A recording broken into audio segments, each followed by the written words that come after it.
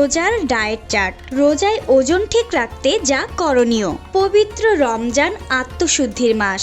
ইবাদত বন্দেগীর মাধ্যমে মহান আল্লাহ তাআলার নৈকট্য লাভের আশায় সুবহে সাদিক থেকে সূর্যাস্ত পর্যন্ত সকল প্রকার পানাহার থেকে বিরত থাকেন মুসলিমরা এই মাসে। তবে সারাদিন অভুক্ত থাকার পর ইফতারের নিয়ন্ত্রণহীন খাবারের ফলে বেড়ে যেতে পারে ওজন। এছাড়া রোজায় খাদ্যাভ্যাসের রুটিনের পরিবর্তনের ফলে স্বাস্থ্য সচেতন ব্যক্তিরা কিছুটা চিন্তিত হয়ে পড়েন। চলুন জেনে নেওয়া যাক কিভাবে রোজায় ডায়েট মেনে চলবেন। এবারের রোজায় প্রায় 14 ঘন্টা পানাহার থেকে বিরত থাকতে হবে। লম্বা এ সময় অভুক্ত থাকার পর হঠাৎ ভারী খাবার না খেয়ে ইফতারে 1 থেকে 2টি খেজুরের সাথে চিনি ছাড়া ফলের জুস দিয়ে ইফতার শুরু করা যেতে পারে।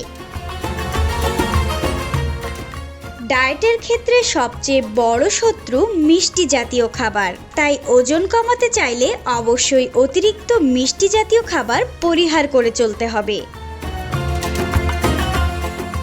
ডায়েটের ক্ষেত্রে ও রোজায় সুস্থ থাকতে অবশ্যই অতিরিক্ত তেল মশলাযুক্ত খাবার ও ভাজা পোড়া বাদ দিতে হবে। এক্ষেত্রে ইফতারে কাঁচা ছোলা, ফল, সালাদ জাতীয় খাবার খাওয়া যেতে পারে।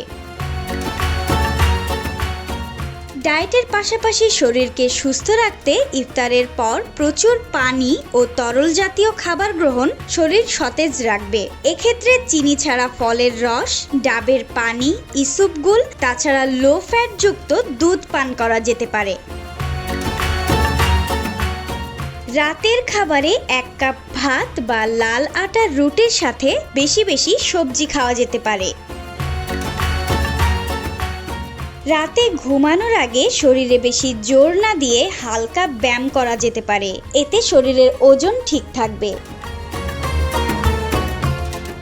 ওজন কমাতে সেহরিতে 1 কাপ ভাত বা লাল আটার রুটির সাথে সুষম খাবার ও বেশি বেশি সালাদ খেতে পারেন। সাথে টক দই খাবার হজম ও শরীরের ওজন ঠিক রাখতে সাহায্য করবে।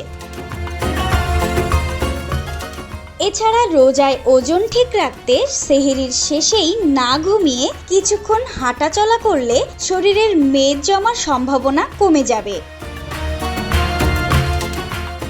রোজায় ডায়েটের পাশাপাশি সুস্থ থাকাটাও অত্যন্ত জরুরি। তাই রোজায় অতিরিক্ত পরিশ্রম থেকেও বিরত থেকে ইবাদতে বেশি মনোযোগী হওয়া উচিত। সেই সাথে শারীরিকভাবে সুস্থ থাকার পাশাপাশি আত্মিক পরিশুদ্ধতাও জরুরি। Gulshan Jahan Sarika, news desk, views Bangladesh, Dhaka.